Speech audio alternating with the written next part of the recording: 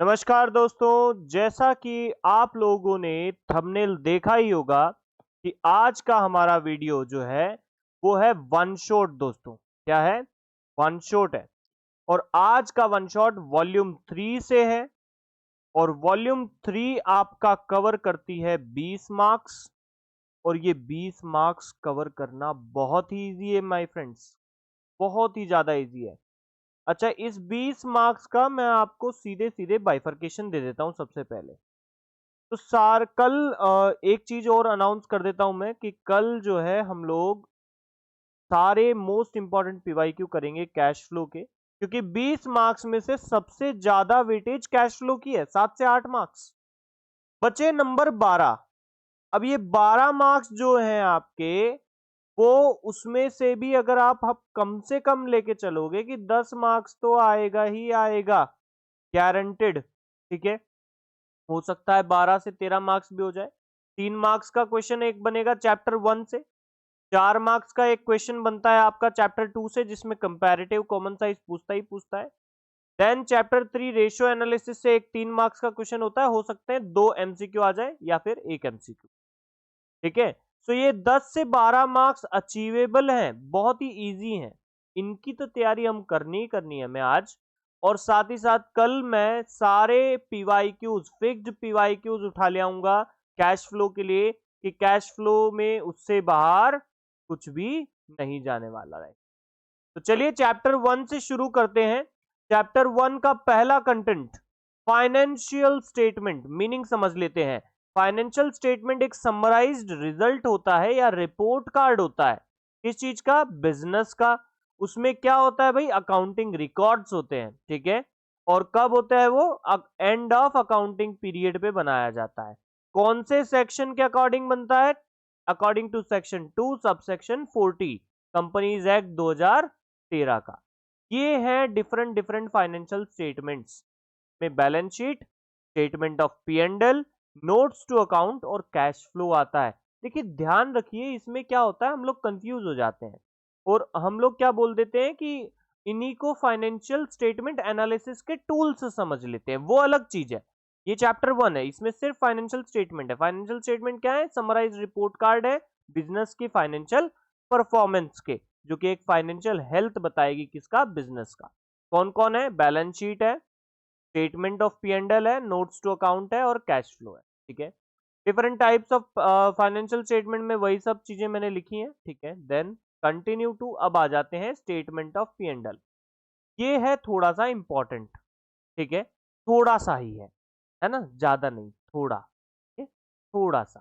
ठीक है, ज्यादा इंपॉर्टेंट नहीं है। इसमें करना क्या है आपने? इसमें आपने ये चीजें रट लेनी है, इसका बिल्कुल फॉर्मेट, कि कौन सी चीज कैसे आती है। ये आपको काम आएगी कंपैरेटिव और कॉमन साइज बनाने में, क्योंकि उनको जब आप बनाओगे तो आपको प्रॉपर फॉर्मेट लिखना रहेगा। तो इसका ले लीजिए स्क्रीनशॉट और इसको कर लीजिए क्या? बिल्कुल अच्छे से रिमेंबर। देन नेक्स्ट, अब हम पढ़ेंगे गारंटेड क्वेश्चन 3 से 4 मार्क्स का। अब ये क्वेश्चन में आपको मेजर हेड और सब हेड पूछेगा, और उसके लिए आपको बैलेंस शीट का डिटेल्ड फॉर्मेट याद करना होगा, जो ना तो आपकी बुक में अवेलेबल है, जो ना तो आपके गूगल पे अवेलेबल है, जो ना तो यूट्यूब पे किसी टीचर ने पढ़ाया है। वो सिर्फ और सिर्फ यहां इसी चैनल पे आपको मिलेगा। चलिए लेट अस स्टार्ट। बहुत ही डीप डाइव हम गए हैं, सारे पीवाईक्यूज भी उसमें नोट डाउन हमने किए हैं। चलिए बैलेंस शीट का फॉर्मेट की ओर हम बढ़ते हैं। बैलेंस शीट हेड्स, ये एक गो में आपके पास बैलेंस शीट हेड आ गया कि कंप्लीट बैलेंस शीट में है क्या। फिर हम इनका डिटेल में पढ़ना चालू करेंगे। सबसे पहले एक पार्ट होता है इक्विटी लायबिलिटी, एक पार्ट होता है एसेट। इक्विटी लायबिलिटी में आता है share holder fund, share application money pending, non current liability, current liability. Asset में आएगा non current asset, current asset. Share holder fund से चालू करते हैं भाई, डिटेल में चलना। शेयर होल्डर फंड के अंदर आ रहा है आपका शेयर कैपिटल। क्या आता है? Share capital, reserve surplus. अच्छा, ये जो साइड में लिखे हैं, जिसमें भी वर्ड रिजर्व आ जाए वो कहां से आ जाएगा? रिजर्व एंड सरप्लस में आएगा। तो अगर क्वेश्चन में पूछा है कि कैपिटल रिजर्व का हेड क्या है? रिजर्व एंड सरप्लस है। मेजर हेड क्या है? शेयर होल्डर फंड है। कैपिटल रिडम्पशन रिजर्व का हेड क्या है? रिजर्व एंड सरप्लस है। मेजर हेड क्या है? होल्डर्स फंड है। ठीक है, याद रहेगा ये सब। सिक्योरिटीज प्रीमियम रिजर्व अगर ये आता है, सिक्योरिटीज प्रीमियम रिजर्व, तो रिजर्व वर्ड आ रहा है ना, तो किस में जाएगा? रिजर्व एंड सरप्लस में जाएगा। सरप्लस डायरेक्टली दे दिया तो किस में जाएगा? रिजर्व एंड सरप्लस में जाएगा। अच्छा, ये लास्ट ईयर के कुछ पीवाईक्यूज हैं जो पूछे गए हैं। बैलेंस ऑफ फॉरफिटेड शेयर कहां जाएगा? शेयर कैपिटल में जाएगा। कॉल इन एरियर कहां जाएगा? शेयर कैपिटल में जाएगा। Debit balance in P and L कहां जाएगा? शेयर कैपिटल में जाएगा। Net loss shown in P and L कहां जाएगा? शेयर कैपिटल में जाएगा। तो शेयर होल्डर्स फंड आप लोगों को मेरे हिसाब से बहुत अच्छे से कवर हो जाना चाहिए। इसके अंदर की सारी डीप डाइव इंफॉर्मेशन मैंने यहाँ पे नोट डाउन कर दी है। चलिए बढ़ते हैं आगे।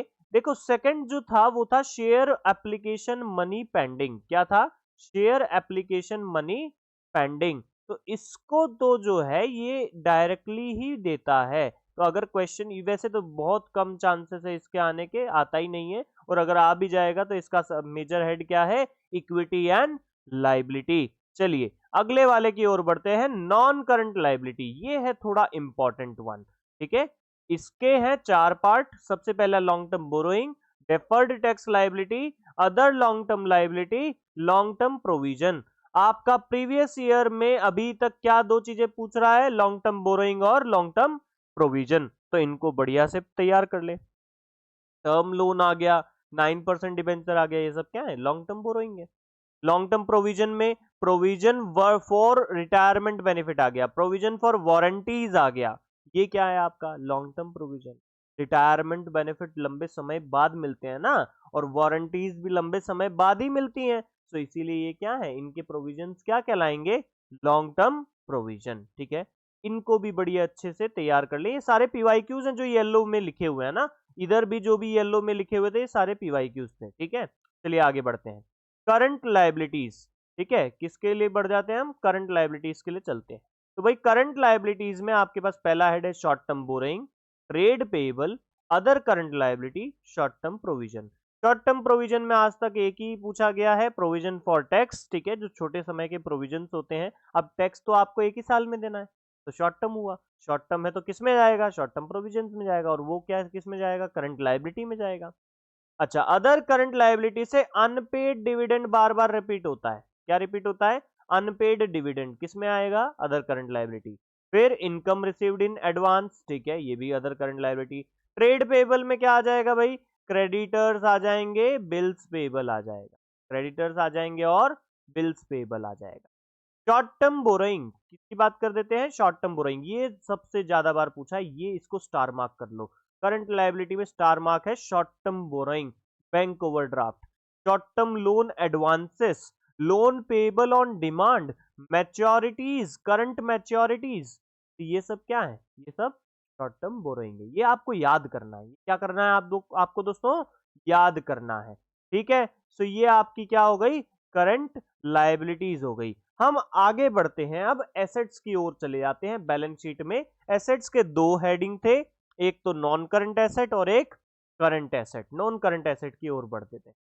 देखिए, नॉन करंट एसेट में ये सारे उसके पार्ट्स हैं। मेन पार्ट्स क्या है? Fixed asset, non current investment, deferred tax liability, long term loan advances, other non current asset. Fixed asset के 4 पार्ट हैं, tangible, intangible, capital work in progress, intangible, under development. ठीक है, जिसमें से बहुत सारे पीवाईक्यूज टेंजिबल और इंटेंजिबल में से पूछे गए हैं। टेंजिबल में बिल्डिंग आ जाती है, लाइव स्टॉक आ जाते हैं। ठीक है, अच्छा, इंटेंजिबल सबसे खास है भाई करंट एसेट में, है ना, नॉन करंट एसेट में, सॉरी। सबसे खास क्या है? इंटेंजिबल है। जैसे goodwill, mining rights, trademark, copyright, computer software, patent. और इन्हीं के आगे अगर डेवलपमेंट वर्ड आ गया तो वो किस में आ जाएगा? Intangible under development. और टेंजिबल अगर वर्क इन प्रोग्रेस है तो कैपिटल वर्क इन प्रोग्रेस में आ जाएगा। सिंपल सी, क्लियर है?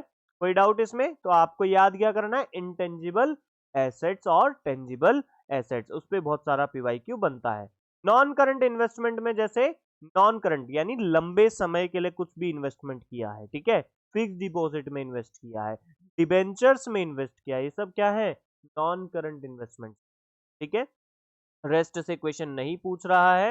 Now coming to next, current asset, the hot topic of the CBSE to ask question of major head and sub head, जिसमें से mainly inventories पे question आता है, कैश एंड कैश इक्विवेलेंट पे question पूछा जाता है दोस्तों, ठीक है।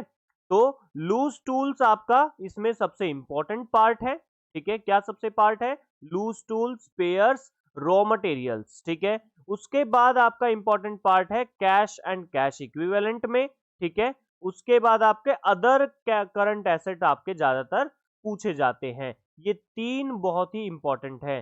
तो कैश एंड कैश इक्विवेलेंट में चेक आ जाएगा, कैश आ जाएगा, बैंक ओडीज आ जाएंगी, ठीक है, और इन्वेंटरीज में loose tools, spares, raw material आ जाएगा। अदर करंट एसेट में एक्योर्ड इनकम, प्रीपेड इंश्योरेंसेस आ जाएंगे, ठीक है। तो ये करंट एसेट का सबसे इंपॉर्टेंट हॉट टॉपिक है, ठीक है। पिछले 10 सालों में एक एमसीक्यू और इस चैप्टर से बनता है, वो है लिमिटेशन ऑफ फाइनेंशियल स्टेटमेंट।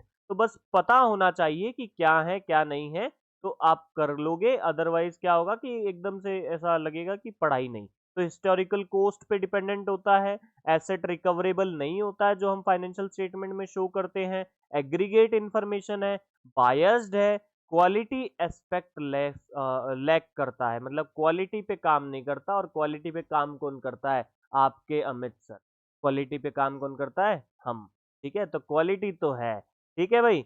चलिए आगे बढ़ते हैं। तो फाइनेंशियल स्टेटमेंट का एनालिसिस ये है आपका नेक्स्ट चैप्टर ऑफ वॉल्यूम 3, ठीक है। ये भी बहुत इंपॉर्टेंट चैप्टर हो जाएगा आपके लिए। चलिए देखते हैं। तो सबसे पहला ऑब्जेक्टिव आपको पता होना चाहिए कि फाइनेंशियल स्टेटमेंट एनालिसिस क्यों करते हैं। तो प्रॉफिटेबिलिटी पता करने के लिए और ऑपरेशनल एफिशिएंसी पता करने के लिए, ठीक है। अच्छा, और identify the reason for change in profitability और फाइनेंशियल पोजीशन, फाइनेंशियल पोजीशन में क्या चेंज आ रहा है उसको भी पता करने के लिए हम क्या करते हैं, फाइनेंशियल स्टेटमेंट का एनालिसिस करते हैं। Short term liquidity, long term solvency को जज करने के लिए भी हम यही करते हैं। रिलेटिव इंपॉर्टेंस ऑफ कंपोनेंट्स, सबके लिए भी हम यही करते हैं मेनली। अब इससे एमसीक्यू कहां से पूछता है, टूल्स वाले टॉप, ये बहुत इंपॉर्टेंट है। रेशियो एनालिसिस एक टूल है, कैश फ्लो एनालिसिस एक टूल है, comparative analysis, common size analysis, ठीक है। जिसमें से मोस्ट हॉट टॉपिक्स हैं कंपैरेटिव और कॉमन साइज, हर साल आते ही आते हैं। एक क्वेश्चन आपको गारंटेड 4 मार्क्स में सीधे सीधे मिलता है। तो इसके लिए हम फटाफट से देख लेते हैं कि बनाना कैसे। अब देखो, सब बनाने के लिए सबसे पहली स्टेप है आपकी, वो क्या है, वो ये है कि आपको फॉर्मेट याद होना चाहिए सीक्वेंस में। अगर आपको फॉर्मेट याद है सीक्वेंस में, तो बस फिर आपको कंपैरेटिव का और कॉमन साइज का फॉर्मेट पता होना चाहिए। और फॉर्मेट क्या है भाई, पर्टिकुलर्स आपने यहां लिखना है, ठीक है। पर्टिकुलर्स आपने लिखना है, नोट नंबर की लाइन खाली छोड़िए, प्रीवियस ईयर का अमाउंट यहां पे फिल कीजिए, करंट ईयर का अमाउंट यहां पे फिल कीजिए, दोनों को माइनस करिए और उसका अमाउंट यहां पे फिल कर दीजिए। फिर जो ये अमाउंट है आपका जिसको हम चेंज बोल रहे हैं, उसको आप यहाँ पे लिखिए और डिवाइड में प्रीवियस ईयर का अमाउंट लिखिए, डिवाइड करके इनटू 100 कर दीजिए। ये आपका क्या बन गया, कंपैरेटिव स्टेटमेंट बन गया। एग्जाम्पल के तौर पे लेट से यहाँ पे 5 लाख है, यहाँ पे 10 लाख है, ठीक है। फिर डिफरेंस कितना हो गया, 10 माइनस 5 का, यानी 5 लाख का डिफरेंस आ गया। फिर ये जो डिफरेंस है उसको यहाँ पे लिखिए, प्रीवियस ईयर का अमाउंट आप उसके नीचे लिखिए, इनटू में 100 लिख दीजिए। तो यहाँ पे क्या आ गया, 100% आ गया। ये आपका क्या बन गया, कंपैरेटिव स्टेटमेंट बन गया। बस पर्टिकुलर्स में आपको फॉर्मेट का ध्यान रखना है, ठीक है। आगे बढ़िए, कॉमन साइज की बात कर लेते हैं। तो कॉमन साइज में भी पर्टिकुलर नोट नंबर तो सेम ही है, ठीक है। बस प्रॉब्लम कहां आती है, यहाँ पे। तो यहाँ पे आ गया एब्सोल्यूट अमाउंट और यहाँ पे आ गया percentage of dash and dash. अब अगर आप पी एंडल से बना रहे हो, किससे बना रहे हो भाई, पी एंडल से बना रहे हो, तो पी एंडल से बना रहे हो तो क्या लोगे उसके अंदर में, ये जो डैश एंड डैश है इसमें क्या भरोगे, इसमें आप भरोगे, यहां पे ध्यान दो, इसमें आप फिल कर दोगे रेवेन्यू फ्रॉम ऑपरेशन। क्या फिल कर दोगे, रेवेन्यू फ्रॉम ऑपरेशन। और अगर आप बैलेंस शीट से बना रहे हो तो उसमें क्या भर दोगे, या तो total of equity and liability, equity और लाइबिलिटी का टोटल, या तो आप भर दोगे टोटल ऑफ एसेट्स। ठीक है, चीजें क्लियर है आपको? डैश डैश में क्या लिखना है?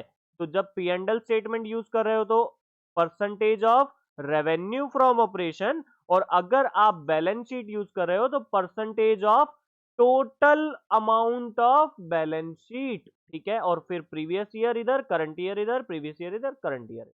एक एग्जांपल ले लेते हैं, जैसे 2 लाख यहाँ दिया है प्रीवियस ईयर, यहाँ पे आपको 2.5 लाख दिया है। ठीक है, 2.5 लाख दिया है। और अब आपका रेवेन्यू फ्रॉम ऑपरेशन मान लो ये आरएफओ ही है। ठीक है, रेवेन्यू फ्रॉम ऑपरेशन ही है, तो ये निकालने के लिए आपको क्या करना पड़ेगा? 2 लाख डिवाइड में प्रीवियस ईयर का ही आप लिखोगे 2 लाख इंटू में 100। ठीक है, तो ये 100% आ जाएगा। ठीक है, फिर यहाँ पे क्या आएगा? 2.5 लाख अपॉन में 2.5 लाख इंटू में 100, और ये क्या आ जाएगा? ये भी 100% आ जाएगा। अब अगले वाले में भी यही 2 लाख आप डिवीजन करोगे, और उस इधर करंट ईयर में आप 2.5 लाख चलाते रहोगे। क्या प्रीवियस ईयर में 2 लाख चलाना है, करंट ईयर में आपको 2.5 लाख चलाते रहना है, और ये आपका क्या तैयार हो गया? ये आपका तैयार हो गया कॉमन साइज स्टेटमेंट। पर्टिकुलर्स में आपको फॉर्मेट को फॉलो करना रहेगा। ठीक है, चलिए आ जाते हैं रेशियो एनालिसिस की ओर। भाई रेशियो एनालिसिस में ये सारे रेशियोज आपने पढ़ने हैं। आप बोलोगे यार सर इतना सारा फॉर्मूलाज कैसे याद करेंगे? चलो याद कर लिया, कुछ तो आपके वन शॉट का बेनिफिट होना चाहिए हमें।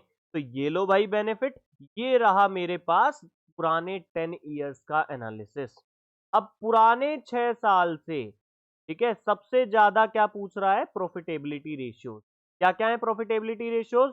Gross profit, net profit, operating profit, operating ROI. तो सबसे पहले रेशियोज वाले चैप्टर में क्या तैयार करना है? प्रॉफिटेबिलिटी रेशियो तैयार करना है। एक एमसीक्यू भी आता है, एक 4 मार्क्स का क्वेश्चन पूछे जा रहा है। फिर नेक्स्ट नंबर पे क्या तैयार करना है आपको?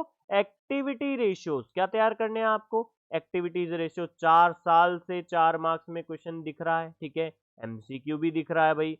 फिर नेक्स्ट नंबर पे आप तैयार करेंगे liquidity ratio my friend, because 8 साल से गारंटेड एमसीक्यू आ रहा है, मतलब इस बार भी क्या आएगा? एक एमसीक्यू तो आएगा ही आएगा। तो लिक्विडिटी आपने पहले तैयार कर लेना है, देयर आफ्टर आप सॉल्वेंसी का। सबसे पहले आपने इस चैप्टर से कौन से रेशियोज तैयार करने हैं? Profitability ratios. अगर आप लोग डिमांड करेंगे कमेंट बॉक्स में कि रेशियोज से भी सारे पीवाईक्यू सॉल्व करवा दूं, तो उसके लिए भी जैसे मैंने कैश फ्लो के लिए अनाउंस किया है वैसे ही हम रेशियोज के लिए भी एक वीडियो ले आएंगे कंप्लीट पीवाईक्यूज के लिए।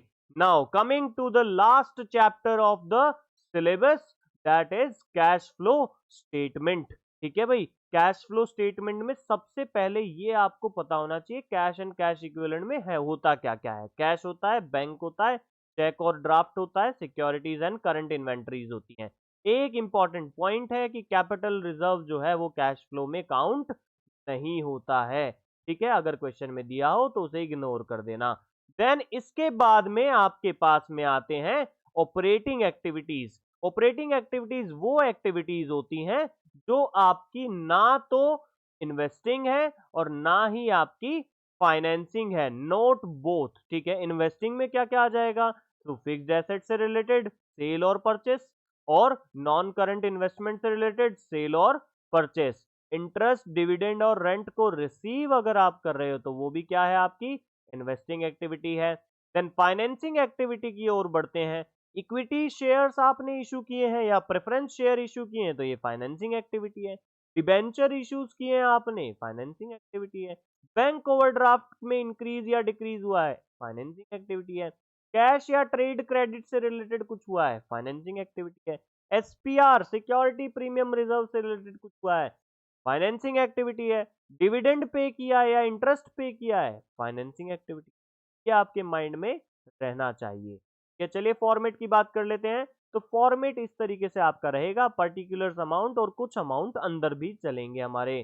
ठीक है, तो सबसे पहले करंट ईयर का प्रॉफिट या प्रीवियस ईयर का प्रॉफिट आपको दे रखा होगा नोट्स टू अकाउंट में, या सरप्लस करके दे रखा होगा, दोनों का डिफरेंस आपने लिख देना है।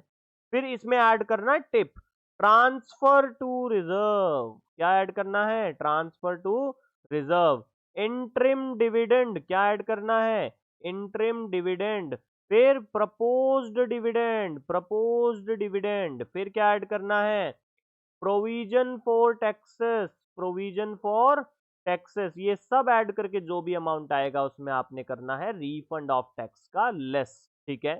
सब्ट्रैक्शन कर दीजिए, जो भी अमाउंट बचेगा वो आपका पहला आंसर निकलेगा इसका, cash flow from operating activity का, जिसको हम कहते हैं net profit before tax and extra ordinary items, ठीक है। और इसके अमाउंट को आप बाहर भी लिखिए, ठीक है। आगे बढ़ते हैं, अब यही सेम चीज आ गई जो हमारी पीछे थी, है ना, net profit before taxes and extra ordinary items, इसका अमाउंट भी आपने बाहर लिख रखा है। अब इसमें ऐड करेंगे नॉन कैश एक्सपेंसेस, ऐसे खर्चे जो कैश में ना हुए हों, जैसे depreciation, loss on sale of fixed asset, interest और dividend paid, goodwill write off. अब गुडविल आपको क्वेश्चन में दी होगी, अगर कम हो रही है तो मतलब राइट ऑफ की है, और बढ़ रही है तो मतलब परचेस की है, और अगर परचेस की है तो वो इंटेंजिबल फिक्स्ड एसेट है। और फिक्स्ड एसेट का परचेस कहाँ शो होता है दोस्तों, कमेंट बॉक्स में लिख के बता दो फटाफट से।